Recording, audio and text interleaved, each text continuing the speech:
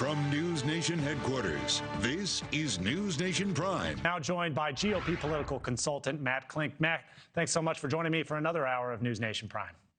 Pleasure to be back with you again. All right, you just heard the assemblyman there. What's your take on what he said? He's very confused, first off. I realize he's using it as a platform to run for mayor, but Mr. Khalil, he's a guest in this country. He is not a United States citizen, and he can't come out and do what he has been doing at Columbia. And the administration is well within its rights, and Secretary of State Marco Rubio can withdraw his green card, which he did, and at that point, he goes back to wherever he came from. But if we think about what the counterpoint is there, and we think about other nations in which they do things a little bit differently than the United States of America, disappearing somebody is a threat and something that happens. And we do not want to see, I think at least, United States people in the United States coming to that same conclusion, right? This could be considered a First Amendment right. It's not a First Amendment right at all. This gentleman is a guest in this country.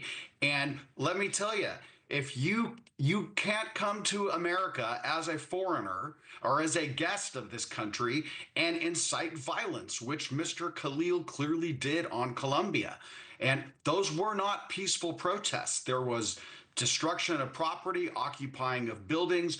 Jewish students felt threatened. So no, you can't do that. And you can't do it, especially if you're going to back a terrorist organization, which Hamas is.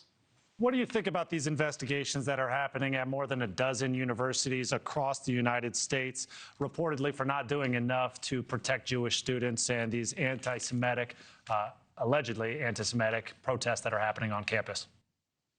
Look, I think that nothing characterized it better when you had the president of Harvard, Columbia, and another school, and they couldn't, in testifying before Congress, and they couldn't even say that what they were doing was that these protests were wrong and acknowledge that Jewish students were threatened. Finally, the Trump-led White House is going to force these universities to stick up and do for the Jewish students and do what's right. So, I mean, look, peaceful protesting is great, but those weren't peaceful protests and they crossed the line. So, there needs to be some rationality here. All right, Matt Klink, thank you for bringing that balance that we always strive for here on News Nation. Appreciate you tonight. Thank you. See you later.